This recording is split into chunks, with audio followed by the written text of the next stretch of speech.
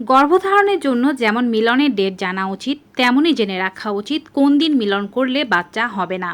অনেকে আছেন যারা গর্ভধারণ করতে চান না, কিন্তু অসুরক্ষিত মিলন করতে চান এবং ওই দিনগুলোতে অসুরক্ষিত মিলন করতে চান যেই দিনগুলোতে মিলন করলে বাচ্চা হয় না। তাই জানতে হবে সেই দিনগুলো সম্পর্কে। আজকের ভিডিওর মাধ্যমে তাই জানাবো। চ্যানেলে নতুন হয়ে থাকলে চ্যানেলটি সাবস্ক্রাইব করবেন। ফেসবুক পেজ থেকে আমাদেরকে দেখে থাকলে ফলো করতে ভুলবেন না। বাবা মা হতে চাওয়া দম্পতিরা কমেন্ট বক্সে লিখে দিন বাবা হতে চাই বা মা হতে চাই, যেন অন্যরাও আপনার কমেন্ট পড়ে আপনার জন্য প্রার্থনা করতে পারে। ভিডিওটি ডাউনলোড করে রাখুন, প্রয়োজনে বেশি বেশি করে শেয়ার করে দিন সবার মাঝে, যেন এমন গুরুত্বপূর্ণ তথ্য সবাই পেতে পারে এবং উপকৃত হতে পারে। চলুন শুরু করা যাক। গর্ভধারণের জন্য ওভুলেশন হওয়া জরুরি, আর এর জন্যই আপনাকে জানতে হবে আপনার মাসিক সাইকেল কত দিনের। আপনার প্রথম যেদিন মাসিক শুরু হলো সেদিন থেকে শুরু করে আপনার এর পরে যেদিন মাসিক শুরু হচ্ছে সেদিনের দিনকে আপনার মোট দিন ধরে মাঝের দিনগুলো গণনা করতে হবে। তবে যেদিন পিরিয়ড শুরু হলো সেদিনকে প্রথম দিন ধরলেও এর পরের পিরিয়ড যেদিন হচ্ছে সেদিনকে আর গণনা করা যাবে না, সেদিনটা বাদ দিতে হবে। এতে করে আপনার মাসিক সাইকেল কত দিনের আপনি বুঝতে পারবেন। ধরুন কোনো মাসের 1 তারিখে আপনার মাসিক হলো, সে মাস 30 ছিল এবং তারপরের মাসের 1 তারিখে আবার গিয়ে আপনার মাসিক হলো। তবে 1 তারিখ থেকে 30 তারিখ আপনার মাসিক সাইকেল 30 দিনের। পরবর্তী মাসের 1 তারিখে যেহেতু আবার আপনার মাসিক হয়েছে, এটি পরবর্তী মাসিক সাইকেলের প্রথম দিন হিসেবে গণনা করা হবে। অনেকেই মাসিক সাইকেলের দিন গণনা করেন মাসিক শেষ হওয়ার পর থেকে, কিন্তু না, মাসিক শুরু হওয়ার পর থেকে যেদিন প্রথম মাসিক হচ্ছে সেদিন থেকে হিসাব গণনা করতে হবে। যারা অসুরক্ষিত মিলন করতে চান কিন্তু গর্ভবতী হতে চান না, তাদের অবশ্যই মাসিক নিয়মিত হতে হবে যদি আপনারা সেফ পিরিয়ডের নিয়মটি মানতে চান। এক্ষেত্রে যাদের অনিয়মিত মাসিক তারা কিন্তু এভাবে মানতে পারবেন না, কারণ তাদের ওভুলেশন কবে হচ্ছে তা বোঝা যায় না এবং তারা যদি মিলন করেন অসুরক্ষিত মিলনের কারণে গর্ভধারণের সম্ভাবনা আছে। এবারে বলছি যাদের নিয়মিত মাসিক তারা কিভাবে ক্যালকুলেট করবেন।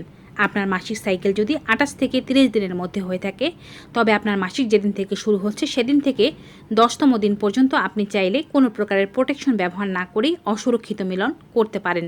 তবে মনে রাখবেন, পুরুষের বীর্য নারীর শরীরে 5 দিন পর্যন্ত বেঁচে থাকতে পারে। তাই আপনি 10 দিনের রাত থেকেই মিলন করা বন্ধ করে দেবেন অসুরক্ষিতভাবে। আপনি 10তম দিনের রাত থেকে শুরু করে 11তম দিন এবং এরপরে 20তম দিন পর্যন্ত কোনো প্রকারের অসুরক্ষিত মিলন করবেন না। যদি মিলন করতে হয় অবশ্যই প্রোটেকশন ব্যবহার করবেন। এছাড়া মাসিকের প্রথম দিন থেকে শুরু করে 10তম দিন এবং 21তম দিন থেকে শুরু করে 30তম দিন পর্যন্ত অসুরক্ষিত মিলন করা যাবে যাদের 28 থেকে 30 দিনের মাসিক সাইকেল। যাদের মাসিক সাইকেল 31-32 দিনের, তারা মাসিকের 12তম দিন থেকে 22তম দিন পর্যন্ত অসুরক্ষিত মিলন বন্ধ রাখুন। এবং যাদের মাসিক সাইকেল 33 থেকে 35 দিনের, তারা মাসিকের 15তম দিন থেকে 25তম দিন পর্যন্ত অসুরক্ষিত মিলন বন্ধ রাখুন।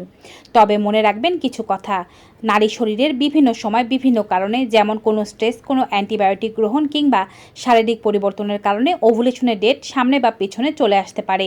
এক্ষেত্রে কিন্তু দেখা যাবে আপনি যেদিন ওভুলেশন এক্সপেক্ট করছেন তার চেয়ে আগে ওভুলেশন বা তার চেয়ে পরে ওভুলেশন হয়ে যেতে পারে।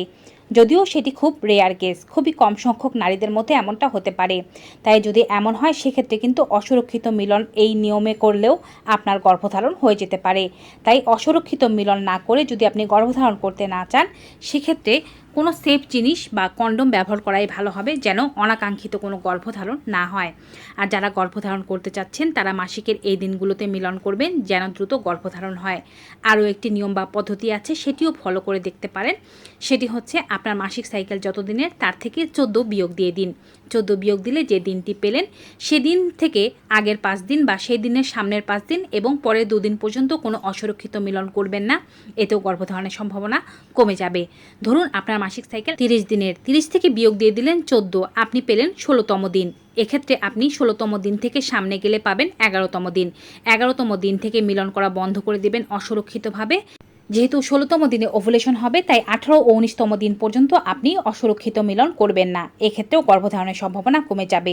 এভাবে আপনি আপনার মাসিক সাইকেলের দিন অনুযায়ী 14 বিয়োগ দিয়ে 14 যেই দিনটি পেলেন তার সামনের 5 দিন এবং পরে 2 থেকে 3 দিন অসুরক্ষিত মিলন বন্ধ রাখলেও গর্ভধারণের সম্ভাবনা কমে যায়। তো ভিউয়ার্স, আজকের এই ভিডিওটি কেমন লাগলো কমেন্ট বক্সে জানাতে ভুলবেন না। ভিডিওটি ভালো উপকারী মনে হয়ে থাকলে সকলের মাঝে বেশি বেশি করে শেয়ার করে দেবেন। এখানে বিদায় নিচ্ছি। সবাই ভালো থাকুন, সুস্থ থাকুন। Goodbye and take care.